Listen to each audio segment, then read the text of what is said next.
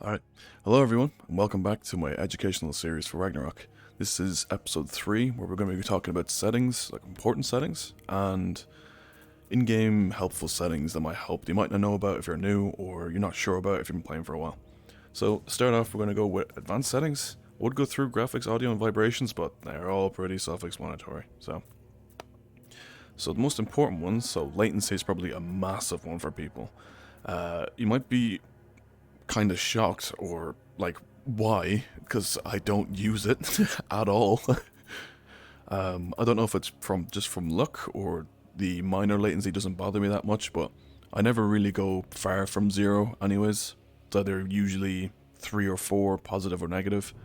I know some cases, like if you're playing on a standalone headset and you're connected to your PC from using a link cable or something like that, Quest 2 or Pico or something like that, it can be quite bad.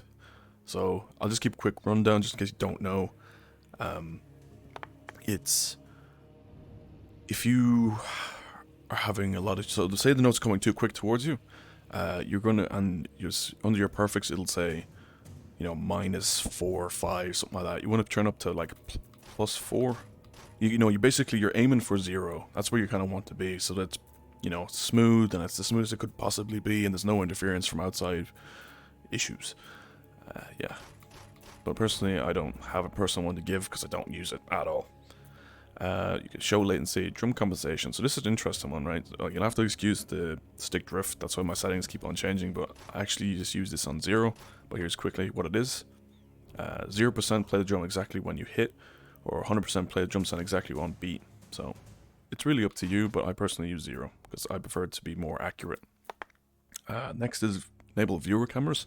So this is for if you were a YouTuber, streamer, the like, and when you're playing you want to have a better viewer camera. I think this standard camera you're seeing right now actually is quite shaky, and it's kind of a little bit difficult to watch. I'm trying not to move my head that much, but it's difficult. You'll see when we go into the boat settings itself how much more smoother, and it actually zooms out quite a bit, so it gives you a better field of view from the viewer's perspective. Okay, here's one here, actually, just in case you're wondering. If you are in Ragnar Customs, which I recommend going to if you want to use custom songs for Ragnarok, when you get it all set up for leaderboards and stuff like that, you'll have to come back into the game, and you should see this setting. Just in case, quick side note. You got enable live, which is a big one for mixed reality streamers or YouTubers. I don't personally use it, so apologies if you're looking for me to go through it. I don't use it at all, so I'm not going to talk about it. And then you got advanced drum layout, which is basically when you're on the boat, when drums are in front of you, you can move the outer drums in and out, closer or further away from you. That's basically all it is. Okay, so we'll keep going. Quickly go into the changing room. So in here, you got your cosmetic stuff. So you got character, boats, and hammers. So character, it's just your character. You can change, male, female, skin color, hair color, cosmetics, stuff like that. So if you want to mess around with that, have fun with that. You got your boats, so whatever one you prefer. I've got all of them, but my favorite at the moment has been the nuclear blast one. I think it's really cool. It's got like candles on it and stuff like that. You'll see it when we're on the boat. It's really cool looking. And then you got the achievement hammers, or the hammers that you use while you're on the boat. I pretty much religiously use the Surtur hammers myself. I don't know, I just really like the way they look and how the field of vision is a big thing for me too. There's other hammers like the on fire hammers, which are quite small as well, but personally, I don't know, Surtur. But you can go through them yourselves. I'll go through them pretty quickly. I apologize, I haven't been achievement hunting yet on PC, so I think I'm missing just 2. But yeah, that's pretty much that. We'll keep going. Okay, back to the menu. Okay, so we went through the advanced settings in the main menu. But if you go to the sub menu with the songs, you have another settings list. So you got the map, display, and modifiers. So the maps are, I personally use dark empty because it's easier to read the notes. But you got empty, Hellfest, Helheim, Muspelheim, Asgard. I can't say this one, but it's that one. Alfheim and Midgard. Then you also have default, which is basically random. So whatever map the song has been assigned to, you'll use that one instead. So instead of having an assigned map every single time. Okay, so next is display. So you can turn on beat lines if you want, to make it easier to be more on beat, be more accurate and stuff. I personally don't use them. Uh, Room color, I'll go with blue, but you can also play black, white, red, white with red, blue with yellow, then white with yellow. Just whatever you prefer. There's not really any advantage or anything like that to using different runes, colors. Okay, yeah, so here's a big one as well. So firstly, mirrored runes. So if you find that you're... I don't know if this is true, but I think a lot of people seem to realize that a lot of songs are more right-handed orientated or left-handed orientated, whatever they might be. So say if you're left-handed and you find you're struggling a lot on the right-hand side, you can actually mirror the runes, and that'll help you out with you know, if you're more confident on one side or the other. So the big one here is rune speed. So for anyone who doesn't know, rune speed is a in-game modifier that changes, you know, the rune speed. So I think the default is 12. So basically what it is, I'll just use the in-game hands here to show you badly, but you know, somewhat visual.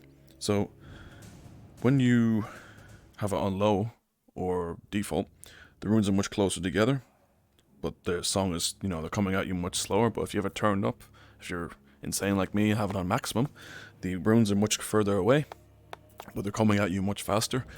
I believe most people recommend playing from, and myself, recommend playing from anywhere from 20 to 30. Anything lower than that is, it's too awkward. Like, if I go back now and try to play default, it just, nah, I just can't do it. It's too hard. It's too hard, honestly. It sounds dumb, but it's too hard. Playing on 30 is, it's too easy. Comparative. I wish it wasn't there. I wish it wasn't a setting. I wish they were all mapped a certain way. It's all the same. You can just use whatever speed, but that's just the way it is, unfortunately. Okay, so next then, we've pretty much covered all the important stuff. So like, you know, you got your custom songs if you have them set up. Volume 1, Volume 2 from OST, you got Glowhammer Raid, Hellfest Raid, Nuclear Blast Raid, and then you got your favorites tab, which is, if you see on most songs, it'll be, well, it won't be gold, but it'll be just a little black star. If you want to put them in here just to find them quickly, just hit that little star, and it'll put them in here. Okay, so if we go to a song, let's go to this one, sure. Okay, so on the boat, we have a couple little things I want to go over here as well. So the first thing I'm going to do is the practice mode. Now, the practice mode for me was one of the most helpful things for learning. I know for some reason, I don't know why, but a lot of people seem to overlook it, and it doesn't make any sense to me. Like, there'll be people I'll see or typing in Discord or forums or whatever else, and be like, oh, I don't understand why this pattern is so difficult, or, you know, I'm struggling with the high level songs. Please use this, please. You can change the speed of the song, so song playback speed. So if you're struggling with it faster, so say you're only getting used to playing the level 10 songs, but you find it too fast and you're trying to get used to it, use this. You just go in here, change it down to like 90 or 80. 80 is the lowest. Turn it down, get used to it, then slowly over time build it up 90%. The only thing I want to say is that practice mode, the scores won't go to the leaderboard, just in case you're like, oh, mastermind, all of a sudden, bright idea. Yeah, don't worry, we've all been there. It doesn't work. But yeah, you can also use it for if you're struggling with a certain rune pattern or note pattern in the song, and you just keep missing, or you can't get your boost off in time, or something along those lines. If you figure out what time it is during the song, you can just go in here, you can use the slider, or you can go in and you can use this, just to narrow it down as accurate as possible. Yeah, that's the practice mode. I really, really recommend it. Like, honestly, like a lot of people struggle with, well, a lot of rune patterns and stuff. I even admit myself, I struggled with a lot of patterns when I was starting out, and even still sometimes do. I'd never show it, obviously. But yeah. Okay, so next is the ghosts. So ghosts are basically like your time trials or like previous runs or friends runs, stuff like that, which I'll get into. So you got online and local. So first we'll go with online first. You got personal best, so you know your toughest competitor, yourself. You've got your top ones. So if you, if you want to race against the top person, or the best score on the song, you do that. In this case, it's me. You can also do rank 10 above me. So say for example, you're rank 30. You can go against rank 20, or you can do 5 rank above you. It's basically just to narrow it down. It was actually quite fun. I remember when I was, a lower level player or starting out, go against that, because I'm actually quite competitive. Oh, really hard to guess, I'm sure, but yeah, it was a lot of fun doing it. I missed that a little bit. You can also do your friends' top ones. So if you go in here, my friend's top 1 on this song is Watsu. He's on my Steam friends list. You can do friends above me, but not available, unfortunately, since I have the world record. But yeah, that's pretty much that. So that's like your Steam friends list, Oculus friends list, stuff like that. So then you have local. So this is, if you didn't know, you can make accounts within your, so Steam account or Oculus account, Pico account, whatever the hell it might be. You can make accounts within the account. So if you have friends over, or you want to do a LAN tournament, anything like along those lines, you can all race against each other, scores if you want. That was a really cool idea. Me and my brother play, and when he wasn't into the game, he'd play this a little bit, and we'd do the local stuff, and it was a lot of fun. But that's pretty much that. Okay, so the most important thing on the boat then, the drum and hammer settings. So if you want to move, if you're off center, the game for some reason is the wrong way, say you're like, oh no, what am I gonna do? You just hit those, you're good. The drum height, so you can move it way up and way down, depending on what's comfortable for you. Please don't use my settings, there's way too much factors to come into account that you can completely copy them. It's not like a desktop game or maybe other rhythm games. There's way too many factors come into it. Like, one for instance is how my height. If you were not the same height, then the chance is 50% chance at least that's not going to be comfortable to play. And that's one of many things, the room setup, floor height, the list goes on. Probably we'll talk about that a little bit more in depth in my next episode, where I want to go over like pro tips, stuff like that. But yeah, that's pretty much that. And good thing to know as well, that when you move the drums, the shields move with it. So wherever you've put the shields, if you've moved them, they won't move to, move anywhere else. Same with the boat. But everything else moves. Okay. Go back to 14. Okay, next is the drum tilt, which is the standards. And you can go into advanced as well and change all that stuff, which I'll get into in 1 second. But the drum tilt, or the hammer tilt, sorry, I keep on misspeaking, is you can tilt the hammers. If we like, I know they're shadow mode right now, it's kind of hard to see, sorry about that, but yeah, you can basically turn them around, move them up and down.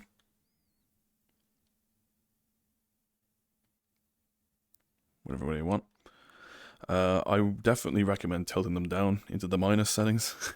Very, very highly recommend it, because at 0, I'll just explain really quick. I'm not going too in depth, but you have to swing very far down to actually hit the drums. Like my hands are, they're down here, nearly by the red bar on the bottom of the drum. It's a very far way to swing down when you're only trying to hit there. So I usually tilt mine down quite a bit. I found, personally for me, 27 is quite comfortable. Whoops. But if we go into advanced settings as well, you can twist the drum heads like this, but be careful, because only the one side of the hammer has a hit registration. So if you, like to play weird or have a interesting way of holding your controller or something like that, and you want to mess around, or flip the hammers upside down, no hit registration on the top, just the bottom. Okay, so you got twists, you can move the hammers further away from you if you prefer to stand back or stand really close. You can move them like that. You can move the hammers in and out like this. So if your hands are here, the hammers will be here. That's for, say, you're younger or you have shorter arms, just to make it a little bit easier to hit the outside drums. Then you also have drum height, or hammer height. Sorry, I keep saying drums. The hammer height as well. So if you prefer to play with the drums much lower, you can put your hammers down there as well. So it's still comfortable. You don't have to break your spine. That's very big thing for people, especially. Yeah, having a spine is good. Okay, yeah, so that's pretty much that for the hammers. If you have the game yourself, look through these. If you didn't know they were there, you can have a look through and mess around yourselves with the settings. Big thing in this game is having good settings you're comfortable with. It takes, and don't worry if you don't find them straight away, because for most of us, it took ages to find perfect settings that we find comfortable. So the last one is the shields itself for activating your combos, right? So if you actually get so you'll notice it's very subtle, but if you get a little bit closer, they get bigger. So what you can do is if you press the trigger like that, you can actually move them around to wherever the hell you want. But just be careful, because if you get too close, they won't let you put it there. It'll go back to reset the default. That's the only thing. So, people that, want to do like crazy things like, like this, you have them like right below the drums, something like that. No, not allowed. You have to be just a little bit nice with it. I usually like to have mine about there though. That's most comfortable for me. So I can just flick my wrist. There's plenty of different ways you can do it. Okay, that's pretty much it, guys, I think. Hopefully it won't take too long to get episode 4 out, the final episode. I might do more, depending if I think of other things, but I'm pretty sure next episode is going to be the last thing, which is, pro tips or high-level player tips, whatever you want to call it. Okay, that's going to be it for now, guys. Thanks very much for watching. I'll see you next episode. Goodbye.